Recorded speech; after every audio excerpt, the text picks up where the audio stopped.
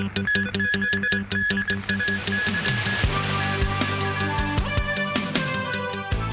New Zealand car crash claims the lives of 2 Hong Kongers. U.S. President Donald Trump says he will make a decision on arms sales to Taiwan. And Russia's President Putin will visit China next week.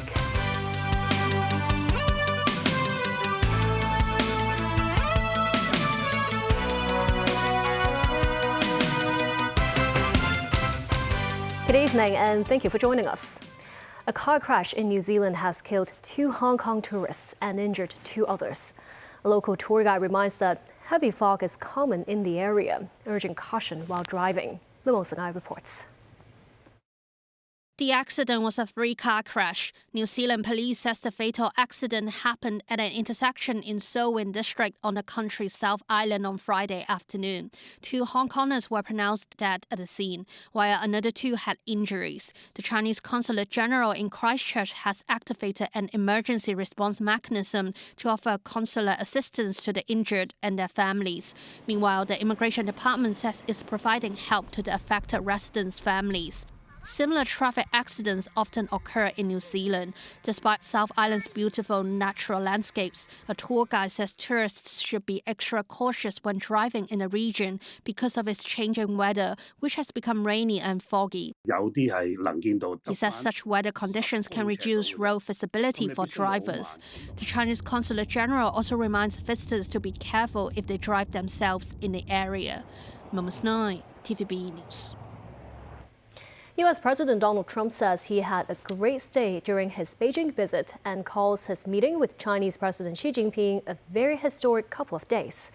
En route to Washington, he says promises have been made for the purchases of Boeing planes and reiterates his stance on Iran, Taiwan, and jailed Hong Kong former media tycoon Jimmy Lai.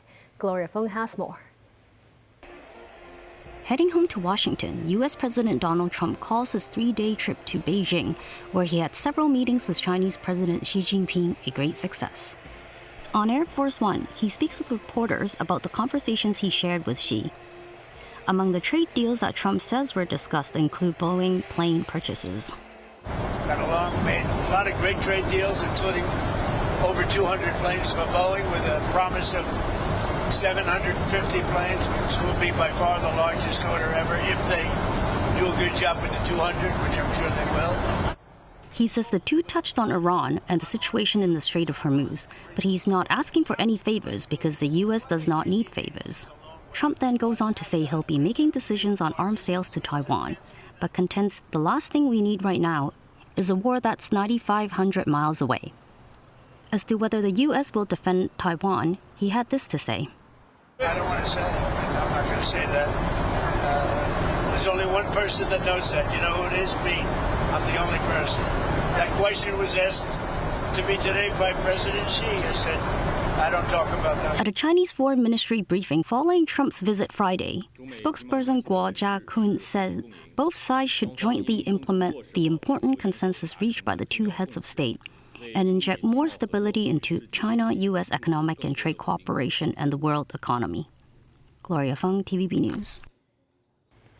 With U.S. President Donald Trump having concluded his visit to China after meeting President Xi Jinping, former Chinese ambassador to the U.S. Cui Tiankai says the 2 heads of state reached a consensus on building a new positioning of constructive, strategic, and stable relations between the 2 countries. The Xi-Trump meeting reached a series of consensuses, including agreeing to build a constructive, strategic, and stable relationship between China and the United States. In an interview with state media CCTV, Cui Tiankai, former Chinese ambassador to the United States, says after several years of exchanges and confrontations between the 2 sides, the consensus is now more focused on the need for stability. He says over the past 2 years, Americans, including government officials and those from the business community and the academia, have stressed the need for stable Sino-U.S. relations. Cui says during such meetings, it is rare to introduce the visiting business leaders during the talks, which shows that the 2 heads of state attach great importance to underscore bilateral trade relations. Cui says they pursue a form of dynamic stability, promoting Sino-US relations while continuously expanding cooperation, solving problems and removing obstacles. A People's Daily commentary says that the 47-year development of diplomatic relations between China and the United States has repeatedly shown that the two countries should be partners rather than adversaries. The commentary says competition is inevitable between two great powers, but the contest is by no means a zero-sum game and is more akin to a track and field race that motivates each other to improve together. China is happy to see a confident, open, and prosperous United States, and also expects the U.S. to look at China's development rationally. Chinese President Xi Jinping invites Russian President Vladimir Putin to visit China from May 19th to 20th. A Chinese Foreign Ministry spokesperson announces today. President Putin hopes to discuss U.S. President Donald Trump's recent visit to China with President Xi during the Russian leader's own visit there, the Kremlin said on Friday. Kremlin spokesman Dmitry Peskov said Putin and Xi would focus on bilateral ties amid solid trade volumes, but also discuss international matters. Putin will also be meeting with Chinese Premier Li Qiang. Putin's last trip to China was August last year, where he visited Tianjin and then Beijing, where he attended the military parade marking the 80th anniversary of the victory in the war of resistance against Japanese aggression. Ukrainian President Volodymyr Zelensky says the country must respond to Russian strikes in a just and tangible way. This following an attack on Kyiv, Ukrainian Air Force says was Russia's biggest barrage on the country of the full-scale invasion. Mourners gathered by the rubble of a Kyiv apartment building a Russian missile attack had flattened on Thursday, killing 24 people. A group of foreign diplomats also invited the scene of the attack and laid flowers in tribute to the victims. Ukrainian President Volodymyr Zelensky says Ukraine will retaliate, and there have been strikes hitting, in particular, Russian oil facilities and military sites since Friday night. And still ahead, Israel and Lebanon extend ceasefire after meeting in Washington. Longer visiting hours to roll out for all public hospitals. And Ocean Park's Water World reopens, but future under a cloud.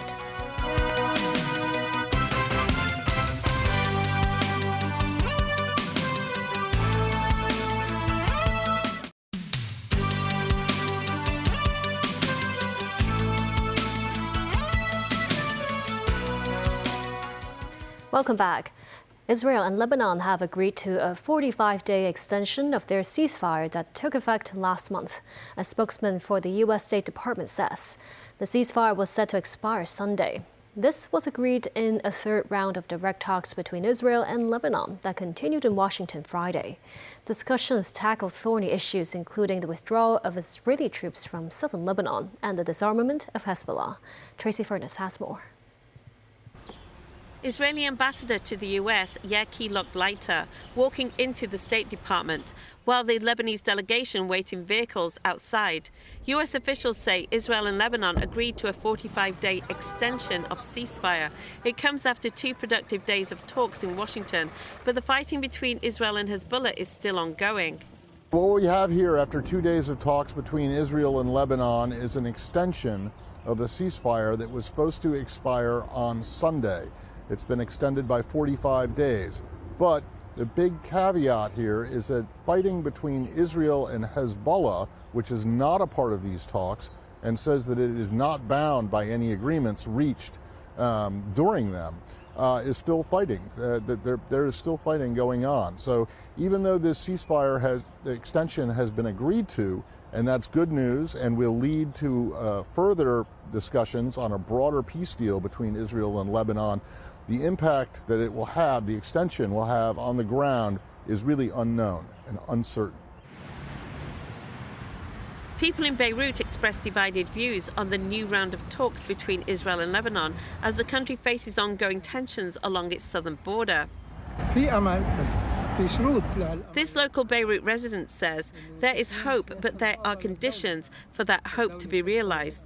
The hope is for Hezbollah's weapons to be handed over to the state so that the state can regain full sovereignty and independence over its territory like any normal country in the world. This displaced woman from Baalbek says Israel has never to this day set a humanitarian example or acted with humanity. No one should expect to live comfortably with Israel. Israel and Lebanon will resume political negotiations at the US State Department on June 2nd and 3rd, while their military delegates are set to launch parallel security talks at the Pentagon on May 29th. Tracy Furness, TVB News. The U.S. Pentagon holds the deployment of 4,000 U.S. base troops to Poland. The decision to pause comes 2 weeks after the Pentagon announced it was withdrawing 5,000 troops from NATO ally Germany, in part due to a widening rift over the Iran war between Trump and Europe. The Polish military says there is no change in security guarantees as the U.S. moves to hold deployment in a move to cut troops in Europe. Gloria Feng has more. The Pentagon is scraping deployment of U.S.-based troops from the Army's 2nd Armored Brigade Combat Team 1st Cavalry Division. This following confirmation from General Christopher Leneve, the Army's acting chief of staff, during testimony on Friday before the House Armed Services Committee. The U.S. is reportedly looking to scale back their presence in Europe and is halting the deployment instead of taking out forces already on the ground in Europe. Republicans and Democrats on the committee are criticizing the move and says Congress did not notify or consult them. Top Democrat Adam Smith notes the Army had already sent an advance team of soldiers to Poland to prepare for the deployment, and equipment was already being shipped when Defense Secretary Pete Hegseth's orders came down. Poland's Defense Minister, Władysław Kosiniak-Kamysz, says he's been reassured by the Commander-in-Chief of U.S. Forces, General Alexis Gringovic, in Europe that there will be no change in security guarantees and measures. We have assurances that President Trump's decision to withdraw troops from Germany will not negatively impact Poland. Planning is now underway to determine how to do this, he says. This is the second time in 2 weeks the U.S. is pulling troops from Europe after withdrawing 5,000 soldiers from Germany. Gloria Feng, TVB News. British Prime Minister Keir Starmer is expected to approve an increase of £18 billion in defence spending as he faces a battle for political survival, The Times has reported. The government is still finalising a defence spending plan and will publish it as soon as possible, a spokesperson says. The British government's defence investment plan will aim to deliver equipment and technology to frontline forces quickly while supporting economic growth. Starmer is struggling to hold on to power after a tumultuous week when one of his main rivals in government quit, accusing him of a lack of vision, and others positioned themselves for potential challenges to his leadership. A Thailand train crashed into a public bus on Saturday, killing at least 8 people. It happened late afternoon near an airport rail link station in Bangkok. More than 20 people are said to have been injured. A cargo train struck a bus and the impact dragged several other vehicles along the tracks before the bus was engulfed in flames. Rescue crews are still at the scene of the deadly collision. Back locally, the hospital authority says it will extend visiting hours at all public hospitals by the end of July. Longer visiting hours help patients recover and can strengthen doctor-patient relationships, HA officials say. Mimo Sangai reports. Hospitals in the HA's Kowloon Central and New Territories West Cluster are the first to implement the new visiting arrangements, which have been in place for about 2 weeks. Visiting hours in non-acute wards, such as rehabilitation and nursing care wards, have been extended from 5 to 6 hours per day to at least 9 hours. Pediatric wards allow 24-hour visiting. All public hospitals will implement new visiting hours in by the end of July. The HA says the extended visiting hours allow family members to stay longer in in the wards, which can soothe patients' emotions, help the recovery process, and strengthen doctor-patient relationships. Speaking on a radio program, Dr. Ada Yu, chief executive of Shatin Hospital, says a consultant doctor shared with her that the extension is good, as patients can greet family members and have the opportunity to update them on their condition. However, some frontline staff are concerned the new arrangement will affect their work. Mr. Fong, a ward assistant, says when family members visit, patients ask staff questions which takes up manpower, hence there may not be enough time to do the daily work. Danny Tong, chief nurse executive of the HA, says when a new policy or arrangement is introduced, the first priority is to maintain close communication with frontline staff. If some work arrangements require flexible adjustments, then adjustments can be made. Meanwhile, the public healthcare fee reform will be implemented from New Year's Day. Secretary for Health Lo Chongmao, who attended a health economic conference on Saturday morning, said that Hong Kong's public healthcare expenditure has doubled to 250 billion over the past decade, necessitating reform. We are facing the problem of a very high cost, a rapidly growing cost. In fact, over the last decade, our recurrent health expenditure has nearly doubled. These warnings call for our Health Bureau to deepen our reform to enhance the overall resilience and sustainability of our healthcare system. Lo says keeping the sustainability of the healthcare system fits the country's 15th five-year plan, which aims to build a healthy China. Mumums 9, TVB News. The Hong Kong International Airport's Terminal 2 will begin operations at the end of this month, with the Airport Authority having completed the terminal's operational test recently. After visiting the terminal, Secretary for Transport and Logistics Mabel Chan says she is impressed with the self-service and tech facilities of the new building. The $12.9 billion redevelopment project for the Hong Kong International Airport's Terminal 2 will officially enter service on May 27th. The Airport Authority recently arranged a full-scale simulation involving more than 1,000 participants. They include staff from local airlines and ground handling service providers to test the entire departure process for passengers in Terminal 2. Secretary for Transport and Logistics Mabel Chan and the Airport Authority's Executive Director for Airport Operations Stephen Yu inspected the terminal. In the Transport Chief's blog post, she writes the passenger flow throughout the departure process is smooth, noting the terminal features 20 self-service security gates and 12 assisted links.